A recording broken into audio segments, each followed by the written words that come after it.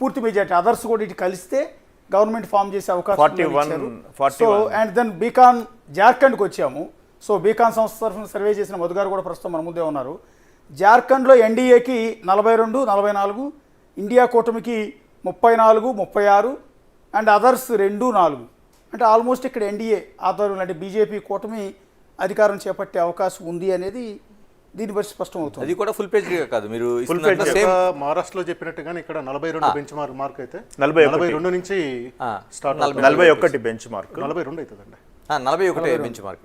Bench mark 41. దాని నుంచి ఒక సీట్ తో మొదలవుతుంది, ఇది ఒకటే సీట్ తో మొదలవుతుంది. అంటే కరెక్ట్ గా మార్జిన్ లో ఇక్కడ అదర్స్ కూడా వీళ్ళకి సంబంధించిన వాళ్ళు రెబల్స్ గెలవబోతున్నారు 2 సీట్లు. అతను ఏమవుతాడండి? జయంత్ మహతో 2 సీట్లు. ఇప్పుడు ఇక్కడ మెయిన్ ఫ్యాక్టర్ మేము అబ్జర్వేషన్ ఏంటంటే జయంత్ మహతా అని చెప్పేసి కుర్మల్ అని చెప్పేసి మనం అంటాం, వాళ్ళని అక్కడ కుడ్మీలో అంటాం. ఓకే, వాళ్ళకు చాలా ఓటు గణనీయంగా వస్తుంది. వాళ్ళ ఓటు ఎవరిని చీలుస్తున్నారని మేము చూసిన దాని ప్రకారం ఇండియా కూటమి ఓటు ఎక్కువ చీల్చే అవకాశం ఉంది. వాళ్ళు 12% నుంచి 14% ఉన్నారు. లాస్ట్ టైం ఎంపీ ఎలక్షన్లో ఇండిపెండెంట్గా అతను పోటీ చేస్తే గుర్తు లేకుండా, అంటే అటు ఎన్డీఏ వైపు లేడు, అటు ఇండియా కూటమి వైపు లేడు. అతనికి వచ్చినటువంటి ఎంపీ సీట్లో ఓట్లు 3,70,000, 3,70,000 ఆయనకు వచ్చింది. సో ఆయన దాదాపుగా యూత్ ఒక 32-34 ఇయర్స్ ఏజ్లో అన్ని నియోజకవర్గాలు కవర్ చేసినాడు.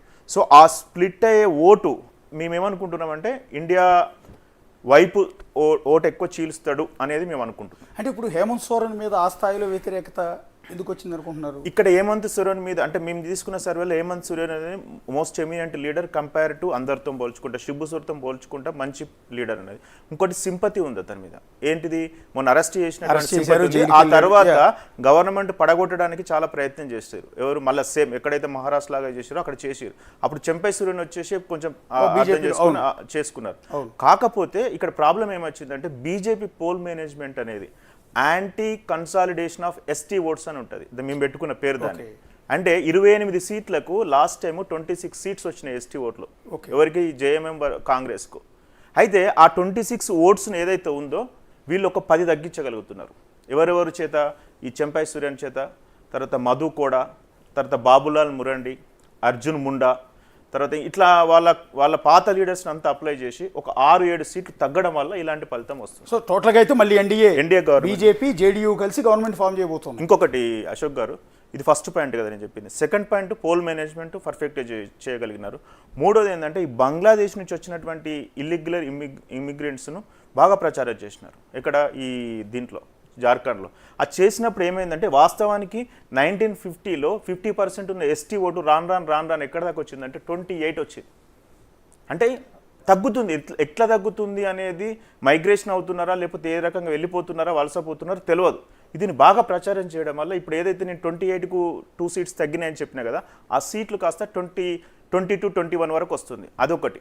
ఈ 3 పాయింట్లతో పాటు పేపర్ మాఫియా లీక్ అనేది ఒకటి ఇంపార్టెంట్ పాయింట్. ఆ పేపర్ బేసిక్గా జార్ఖండ్లో ఒక అన్స్టేబుల్ గవర్నమెంట్ కదా, నాకు తెలిసి 5 ఏళ్ల పాటు కంటిన్యూగా సీఎంగా ఒకే ఒక వ్యక్తి ప్రస్తుత గవర్నర్ దాస్ కదా ప్రస్తుతం జార్ఖండ్ గవర్నర్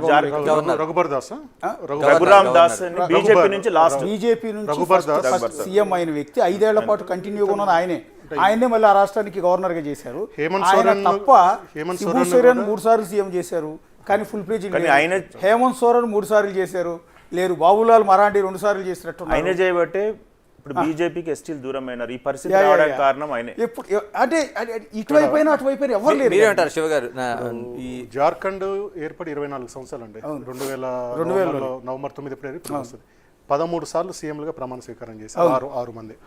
అందులో మారండి 2 సార్లు ఉన్నాడు, అర్జున్ ముండా 2 సార్లు ఉన్నాడు, శిబు సోరెన్ 3 సార్లు, ఇతను ఒకసారి, ఇతను కూడా 2 సార్లు ఉంటాడు. అది ఇప్పుడున్న వరుణ్ దాస్ తప్ప ఎవరు 5 ఏళ్ళు, అది కూడా బీజేపీ సీఎం మాత్రమే 5 ఏళ్ల పాటు. నేను మాధవ్ గారు చెప్తుందని హౌ ఐ రీడ్ ఇట్ అనేది అగైన్ నేను చెప్తుంటే ఇది ఇద్దరికి సమాన అవకాశం ఉందని. సార్ ఇక్కడ ఎంత ఇచ్చారు రేట్? 2%. కొంచెం తక్కువ ఉన్నట్టుగా చూసుకోవాలి. 2% యాక్యురసీ ఎక్కువ ఉంటుంది.